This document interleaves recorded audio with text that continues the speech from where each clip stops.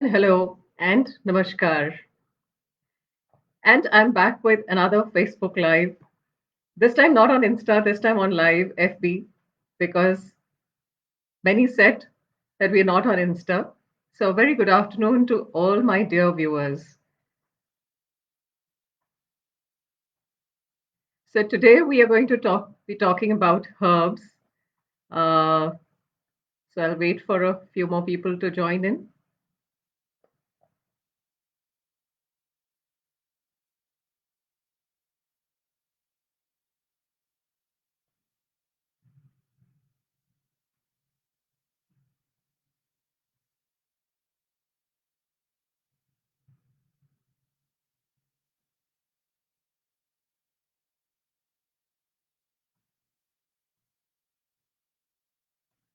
Yes, I can see Vandana, you're there too.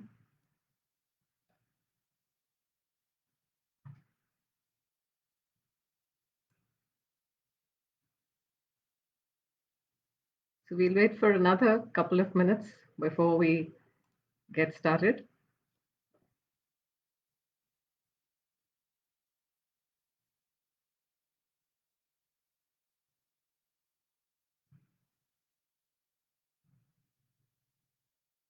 Okay, so let me start this session by giving an understanding what are herbs. Since this is not an interactive session and this is not a conversational session, so I can't really wait. But do type in your comments as and when you can. So herbs are plants with aromatic properties, and they're also plants with savory properties, which means you can have them to food. And what are they used for? They're used for flavoring, garnishing. They're also used for their medicinal value and some for fragrances. And what part of the plant is a herb? So, in a herb, it's usually the leafy part or the flowers. There's a very common perception that herbs and spices are the same. But let me dispel that notion. Herbs and spices are different. So, spices are usually the fruit, seeds, bark, or the root. Spices are used usually in dry form, and herbs, on the other hand, are fleshy and leafy or the flowers, and we use them fresh. Spices are usually woody. Now, the difference between herbs and vegetables, that's again a very logical question that one may ask. So, herbs, only a small quantity is used. Vegetables, we can cook an entire meal and make a vegetable out of it, or eat it with our roti or dal, chawal, whatever. So, but in a herb, only a small quantity is used. You add it to the main dish, it is not entirely the main dish. In short, they are used to provide flavor, but not substance to food. Now, what are the types of herbs? They can be annual, they can be perennial. Now, what do we mean by annual and what do we mean by perennial? So, annual means it has to be planted every year. It does not survive, it's a seasonal plant. Perennial is we do not need to plant it every year, it survives year on year. Of course, if it perishes, that's another matter altogether. Now, it can be culinary, it can be medicinal, or it can be both. And it can be spiritual as well. And you may ask, why spiritual?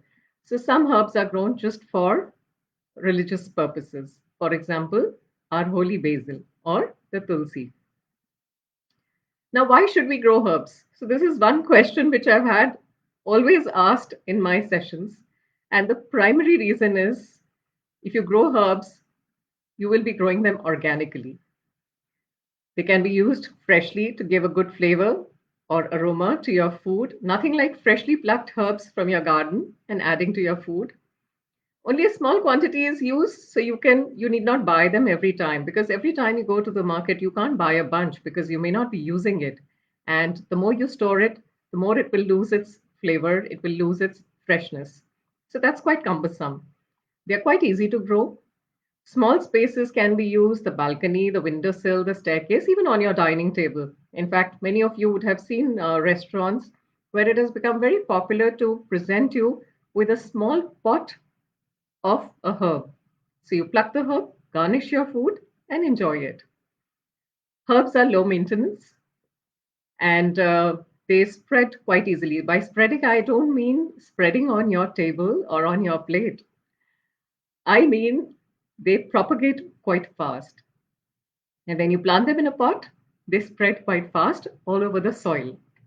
So the more you cut, the more they grow. And let me tell you here, I'd like to quote, there are no gardening mistakes, only experiments. So go ahead and start with your experiments. Now, how to grow and care for your herbs? The type of container which is best suited, the light and sun required, watering, seeds or saplings, what is better, nutrition, protection, soil mix. We'll all talk about these one by one. As I've said in my earlier session, the primary choice is the type of pots. Now, since herbs are not very big plants, they are in fact among the small or medium heighted plants. So the choice of container can be very varied from a small ceramic pot, a broken cup, a terracotta pot, a grow bag, or a jute bag, or even a bamboo. You get these bamboo logs or the bamboo pots. They are good too. You can have the earthen shallow pots. However, I would not advise very heavy pots or cemented pots because they are quite tiny and quite small. So you don't need those big size pots for herbs. The smaller, the more attractive and the better it is to care for. And you can also grow them in cane baskets.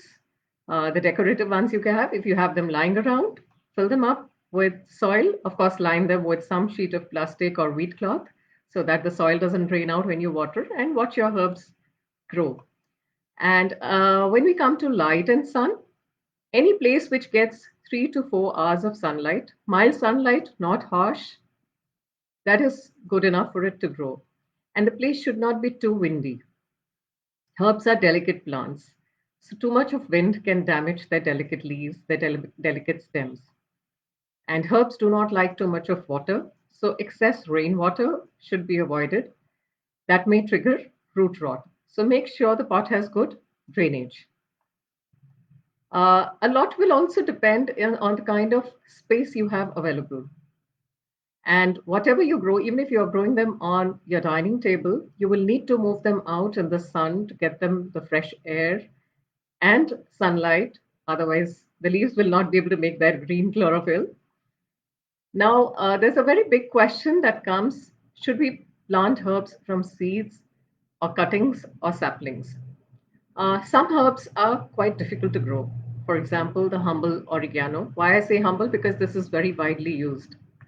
So it has lost its exotic uh, tag, I should say, and become more ordinary. So oregano we all use in a variety of food, not just Mediterranean. We've started using it in Indian food as well. In fact, it has become a part of our daily lives like salt and pepper.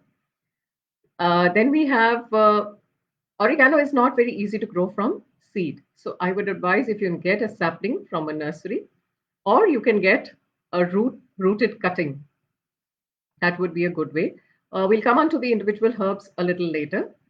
So, usually herbs are not heavy feeders. So, too much of nutrition or too much of manuring or too much of fertilizing is not required. Just a handful of compost, maybe once a month or once in 6 weeks is good enough to keep the plant growing. Herbs need protection from winds, harsh sunlight, excess rain. They thrive in moderate weather, like I had just mentioned earlier. Now, soil, we always talk about well drained soil. The only thing that I mean by well drained soil is that water should not stagnate in the pots. Most plants which have fibrous roots or thin roots are very prone to rotting. Hence, my term well drained soil. Most herbs don't like much water or much moisture. So, the ideal ingredients again are garden soil, coco peat, um, compost, and maybe there is another ingredient which is called vermiculite. It's readily available. You can order it online. Can be mixed in equal parts and just a handful of vermiculite. But don't fret if you don't get vermiculite. The potting mix is equally good with equal parts of coco peat, soil, and compost. Now, a very important part is you may learn how to grow the herbs, but it is equally important how to harvest it, and how to use it. If you don't know how to use it, there is no point growing it. For beauty, you can grow other plants as well. And how do you harvest it? Harvest means how do you cut it and how do you use it? So stems are usually 6 to 8 inches long and there are plenty of leaves. So take a sharp scissor or a knife and cut from the base of the stem. And always try and leave 2 to 3 inches of the herb to avoid completely uh, drying out or dying out. Keep cutting and pruning for lush growth, and usage will depend on herb to herb that we will take up maybe in a few minutes. Now, preservation and storage is equally important. Since most of the herbs are annual, they are not available to you 12 months of the year. Whereas food we eat 12 months of the year. So it's also important to be able to use them. So some herbs can be dried and kept. Now, what is the correct way of drying them? Wash them well. You can tie the ends to a string and hang them and let them dry. Or you can wash them, pluck the leaves, dry them in shade over a cotton cloth and let them naturally dry. Never place them in the sun. If you place them in the sun, the leaves will turn black or dark brown and they will also lose their freshness and aroma. Many herbs lose their aroma upon drying. So, which means go ahead, make your experiments, do your experiments, dry them out and see whether they retain their aroma or not. If they do not, then don't make the effort of drying them and keeping them.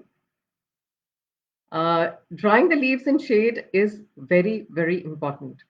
And storing them in glass bottles is ideal. Don't store them in plastic containers. The aroma will change. They can also be stored as ice cubes and used directly in drinks. Yes, you heard that right. So I wish I could see my audience. Many would be smiling. So herbs such as pudina, they can be stored in a variety of ways. You can simply dry the leaves and keep them for your raitas, for your drinks, and you can freeze them in cubes and keep them in your freezer for your drinks, for your mojitos. They can also be stored by making flavored vinegar. Lots of videos available on YouTube. I will not go on to that. That's a vast topic in itself. You can make flavored salts. This is what I discovered during a workshop, and as one of my friend told me. So you take equal quantities by volume of salt and the herb and put it in a jar and mix it together. You can also make kombucha, which is a fermented tea, which is very popular these days. And you can make infused oils and butter.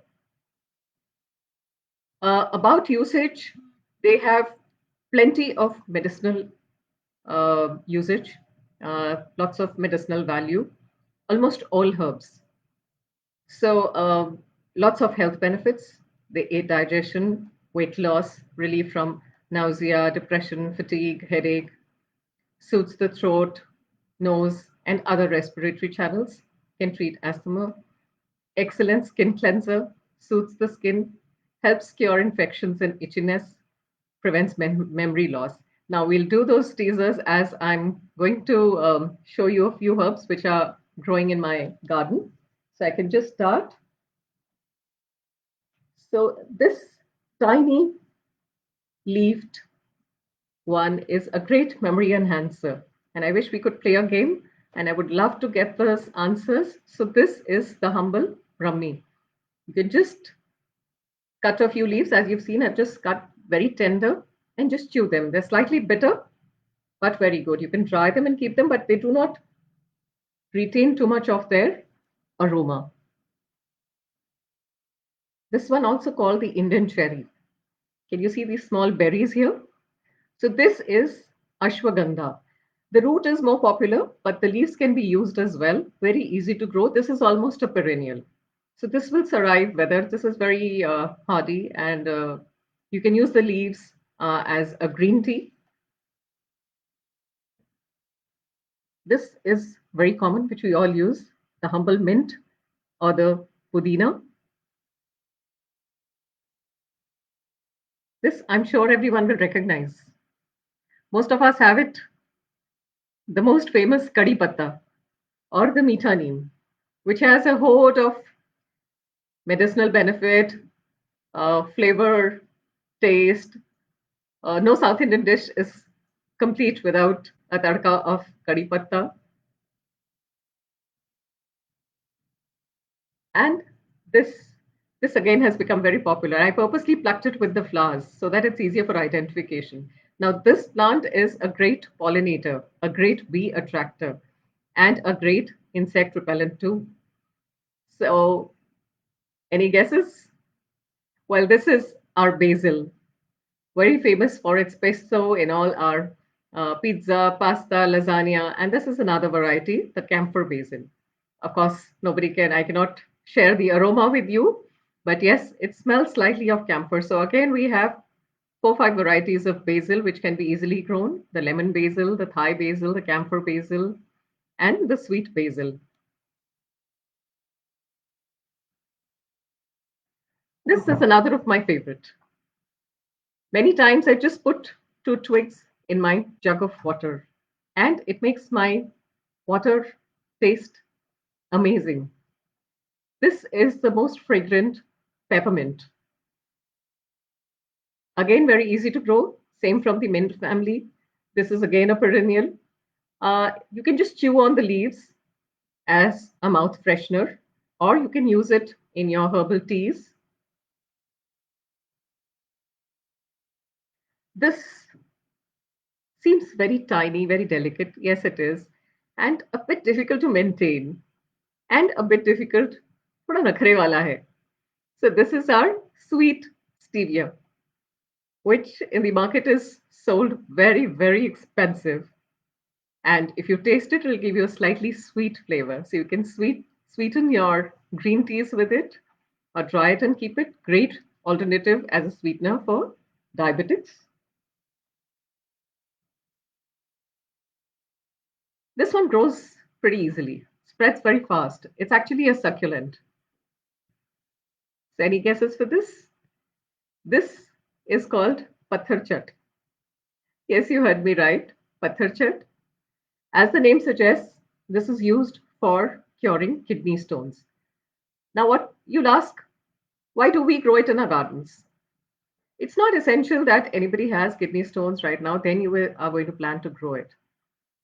Anything that you grow in your garden, which is organic, can be used in any way possible. You may not be making any green teas or any herbal infusions, but you can definitely add a couple of leaves to your chutneys. It'll add a lot of flavor. Next, I'm going to show you is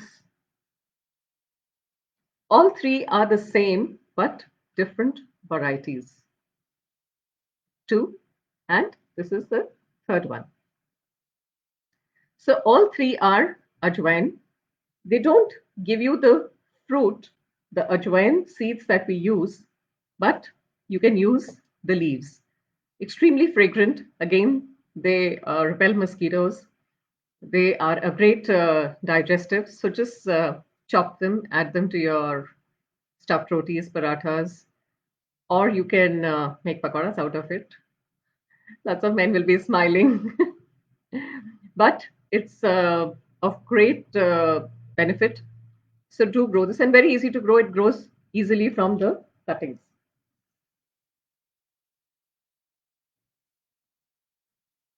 This is a medium care plant. This is actually the elaichi plant. Now you'll wonder elaichi does not grow in North India. Yes, it does not. You're right, absolutely. So this does not give the fruit elaichi. Yet you can use the leaves. If you can just take in the aroma, just pluck a leaf, crush it, and add it to your tea. With milk, without milk, whatever way, and enjoy it. This I have purposely plucked with the flower. Now, all the gardeners might have a fair idea that this is what this is. This flower is very close to an onion flower. Yes, you're right. But this is not the onion plant.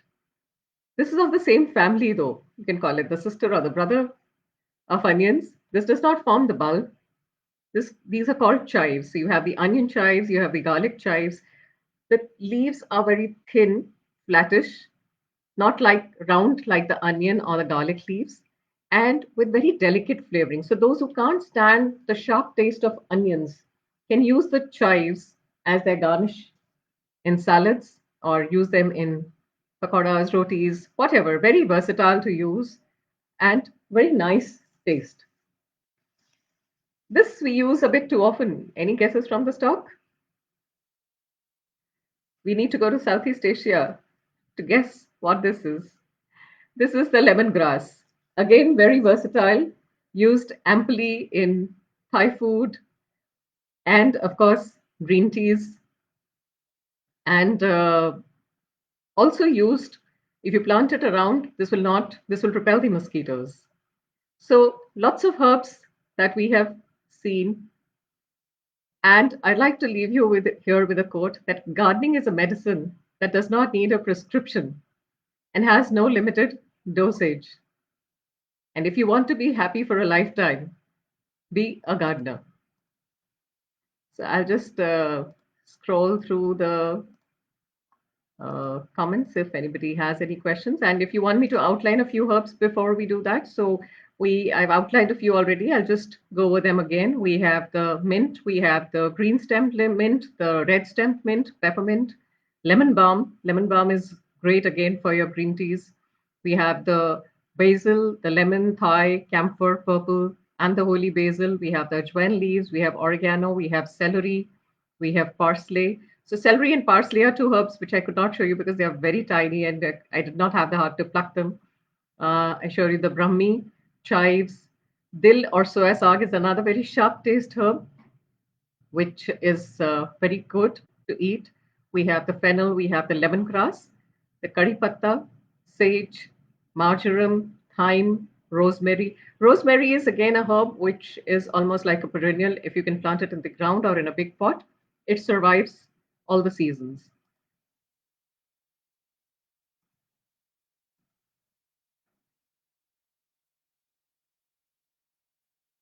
So I'm just going through the comments.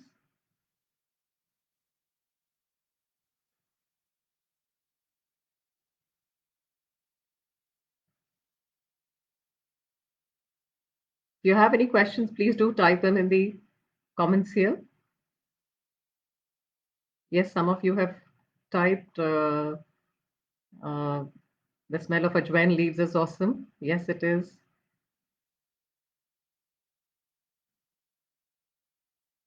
And I see Dicky here too. Chives, yes. Lemongrass, all these answers.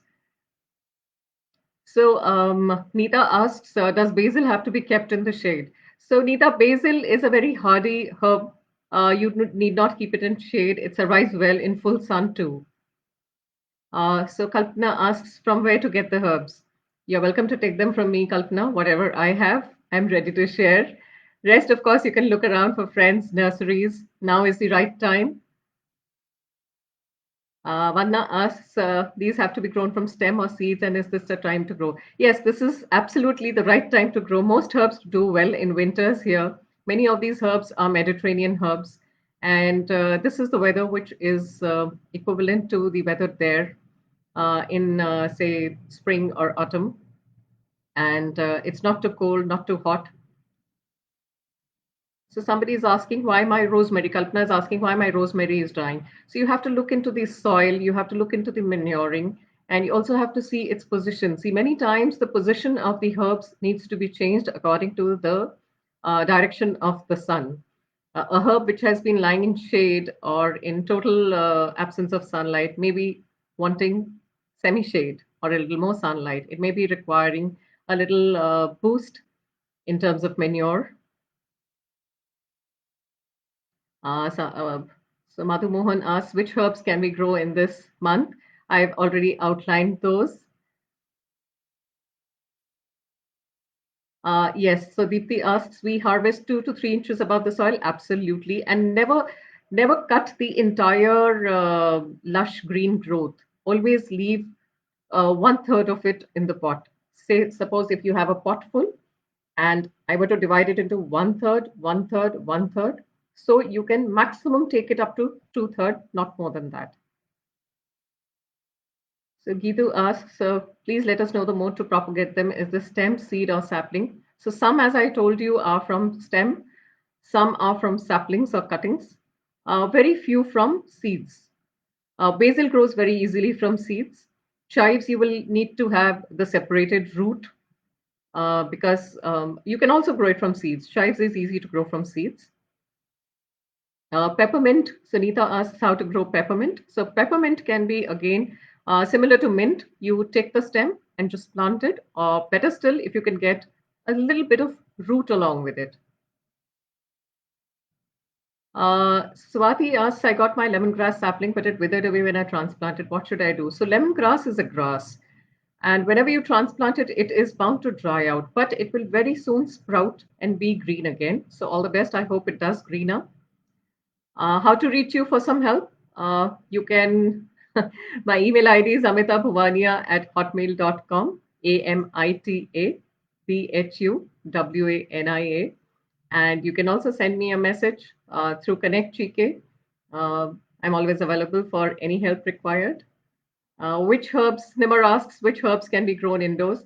Winter time can be a challenging time. They do need their sun. In case you're getting sunlight inside, then maybe oil herbs can be grown. Or you can, if you're growing them in small pots, you can keep shifting them from inside or outside. Uh, Somebody has mentioned giloy.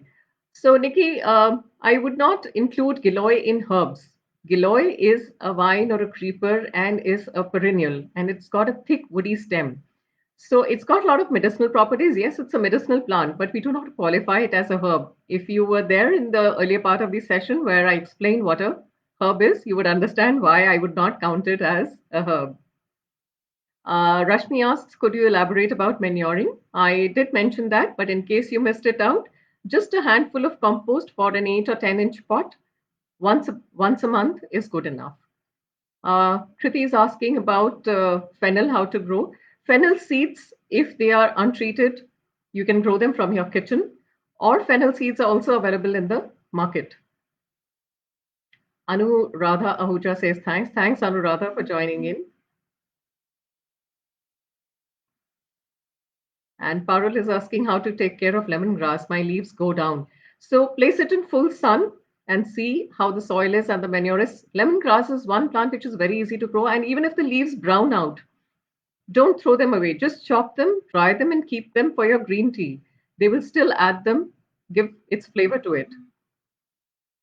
Uh, Ruchi says, sorry if I missed this, but did you mention cilantro? No, I did not. Thank you for reminding. So, cilantro, dhania, celery are of the same family. Celery is very easy to grow, and you would have seen many videos circulating or doing the rounds that you plant the base of the celery that you have bought from the market and it will sprout again. That's absolutely true. Please do go ahead and try it. You can plant it and grow it that way, and it is liable to survive throughout the year. I have grown it this year in summer as well, and my celery survived. Of course, it did go down much in size, but now it's springing back. So I guess that's all from my side. If anybody has any other questions, I would be happy to take them up. Thank you very much to all for joining in and hope to see you soon. Again, do type in the comments what you would like me to talk about, what you would like to know further from me. I'm always willing to share. Kalpana asks, I've grown many times but failed. Celery, okay. Celery is, I can advise you that this time you can try to get a healthy sapling, maybe from a friend or a nursery, and just observe it. Why is it not growing, or the reason behind it? I'm sure if you've sat through the session and listened, so you would be able to identify why it's not doing so well. Otherwise, it's a very easy to grow plant. And a big thanks to all of you. Thanks for joining in.